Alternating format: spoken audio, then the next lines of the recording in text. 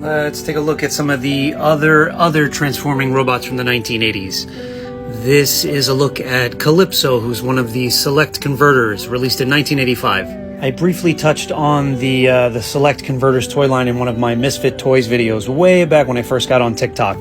And a really brief overview is that back in the 80s, you had Transformers coming in first place, GoBots in a distant second, and even below that we had Select Converters, which were the bargain bin transforming robots. Select did get a lot of their robot designs from Bandit, just like GoBots, and that's why these guys look like they belong right next to them on a shelf. The biggest difference being that these guys were all plastic, and just when you pick them up and you feel the weight of them and everything, you can tell, yeah, this is a cheaper toy. But nonetheless, a lot of them were really, really fun designs. For example, Calypso here, who's the only robot transforming parrot I can think of off the top of my head. And Calypso was a good guy. The good guys in the Select Converters line were called Defenders, and they had an offshoot faction called the Avarians, which Calypso was part of. He doesn't do a lot in this mode, but I do think he looks pretty cool. There is no metal on him. A lot of chrome, but no metal.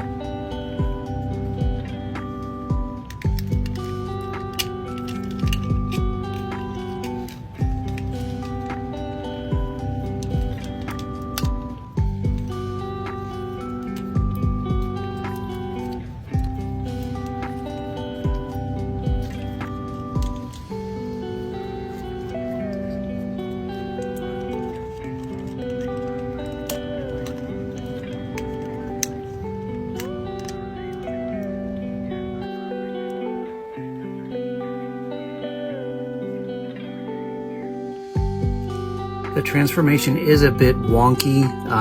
Those big hollow wing sections are really in the way when you're configuring everything else. But again, for being from the cheapest line of transforming robot toys, I think he looks pretty damn good. And being a lot cheaper than Transformers and GoBots today to collect, Select Converters are an easier way of getting a healthy dose of nostalgia.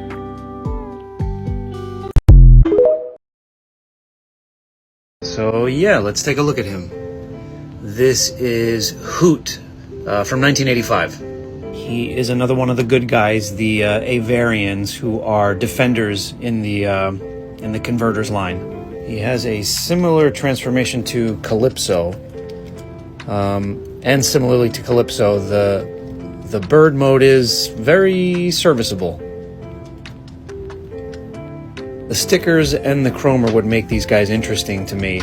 But one of the other cool things about them, and maybe it's just the batch of Select Converters I have, but even though they're all plastic, they've held together very well. These are really old toys at this point, and I don't have any broken ones. I hope I just didn't jinx myself. But yeah, for the most part, you would not expect all plastic figures to hold up as well as these guys have. At least my batch of them.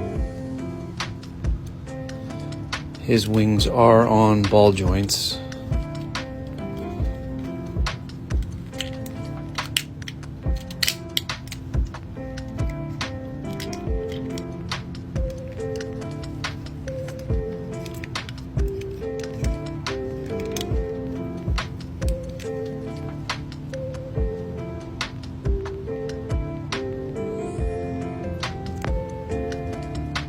A little strange that the owl face is just flipped upside down to make the chest, and his stance is a little bit boxy. Looks like he's trying to intimidate somebody.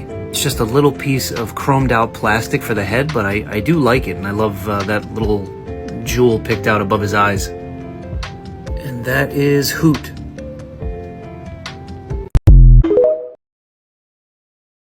Sticking with Select Converters, let's take a look at Feathers. That's his name, Feathers. Even if you're not a fan of this particular toy line, if you're a vintage toy collector, I feel like you really should have this guy here. If for no other reason, he's a conversation piece for sure. I mean, he's a teal transforming peacock. What else do you have to say? And because of what he is, this is the one and only Select Converter that stuck out in my memory from my childhood. I vividly remember this guy being for sale at a Mapes 5 and 10 near my house.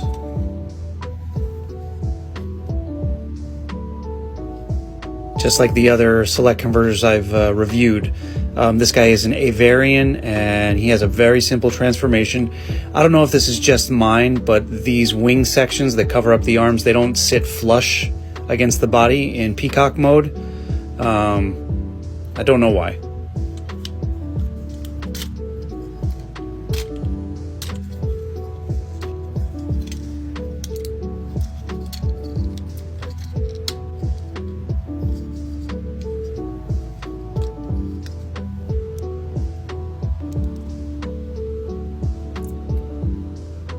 He has another nice chromed out head like the other converters I have, and I love his very festive stickers. He should stand a bit taller than this, but the legs on mine are very loose and they won't stay fully extended. Nonetheless, I love this guy's pageantry and style. Let's take a look at another Select Converter. This is Rex, released in 1985. Who I kind of consider the Laserbeak of the Converters line. And I would probably prefer him to Laserbeak if he had some diecast on him. So Rex is a chunky blue eagle.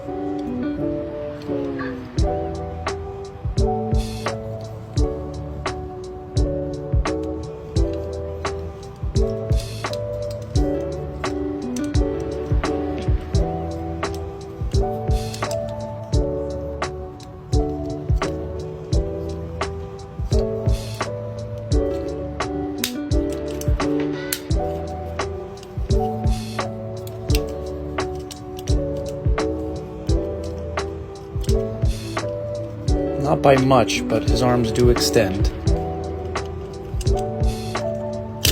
Ugh.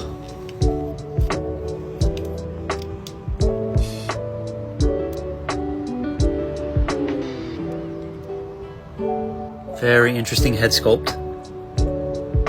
And of course you can position the wings differently. I just leave them like this. For such a small, cheap figure, one nice touch is that he does have a little bit of an elbow joint, which I feel is a rarity on transforming robot toys from the 80s, at this scale anyway.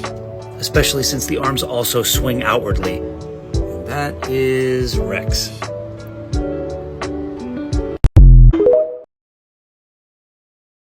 Let's take a quick look at Robat, released in 1985. Robat here is one of the Avarians, the allies of the Defenders, who are, again, the good guys in the Select Converters line. And as you can see, he's obviously a bat, and he is basically the Converters version of Mindwipe, except that he's a good guy.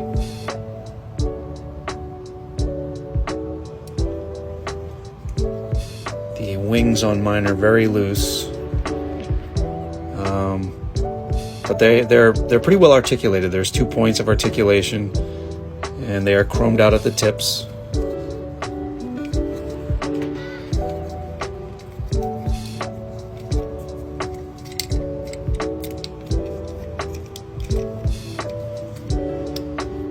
The legs fold down, and the bat feet become sort of his kneecaps. Oh wow, the feet are very loose on mine too. I just want to fold the wings out of the way.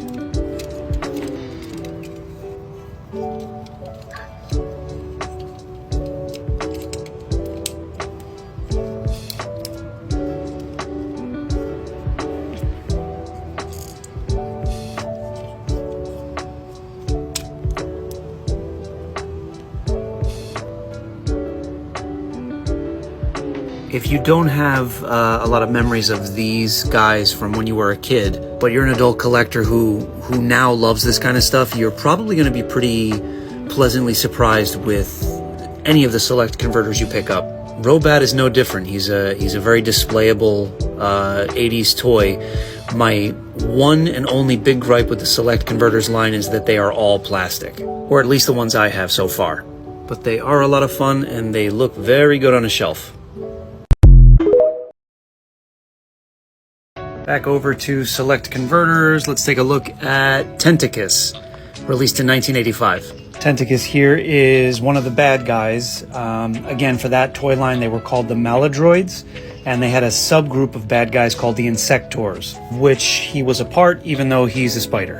And my version of him is very, very loose, so I'm holding him like this so he actually stays in spider mode. It's not a deal breaker or anything for me, but one of the issues I have with this figure is that this piece is just one big shell that houses a lot of the robot mode.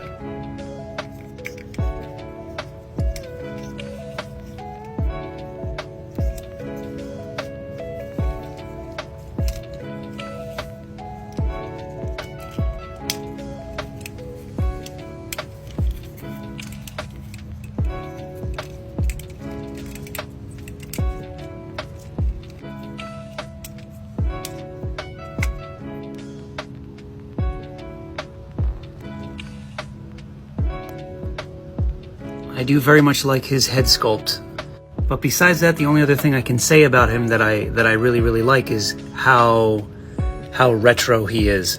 Something about the lines on his chest, the lack of detail on the arms, the placement of the stickers.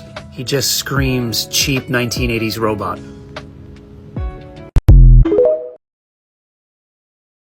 Let's take a quick look at one of the spy select converters. This is Bandit from 1985. I actually really didn't know anything about the spy select converters. I learned about this guy from a bunch of you leaving comments on my other select converters videos asking if I remember one that was a slot machine, which I had no clue, but that sounded interesting, like something I had to pick up. So here he is. And from what I've seen of the other spy select converters, they're all these somewhat inanimate objects. There's binoculars, there's a cash register. I might need to pick up a few of those as well. Right off the bat, one of the nice things about Bandit here, compared to the Avarian converters that I have, is that he's heavier. I can't really tell where yet. It's cold down here, but there is die-cast on him somewhere. This for sure is die-cast. And he is actually a somewhat functioning slot machine. Well, supposed to be. You pull the lever down and that turns the dial inside him, although mine doesn't really release. And he has a really simple yet adorable transformation.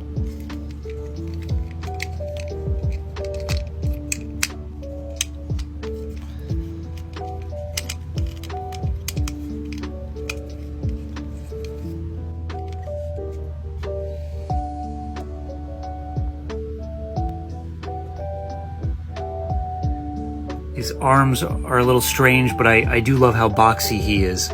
Doing a quick search, it does say that he's unaffiliated. He's not a good guy or a bad guy. But to me, he screams kind of whimsical, cute, sidekick good guy. Kind of like a Scooter from GoBots. Let's take a look at another select converter. Technically a super select converter with a painfully ugly broken spoiler. This guy is simply called X, released in 1984. This is one of the few, if not the only, converter that I had as a child, but forgot he was a converter because, as you can see, I designated him an Autobot. And X here is called a super select converter, I think because he's ever so slightly scaled up, but barely. But a lot of him is die-cast, so he feels a lot more substantial than the other ones. However, the downside to that is that with the weight of the die-cast and the loose joints over time, he's very kind of floppy.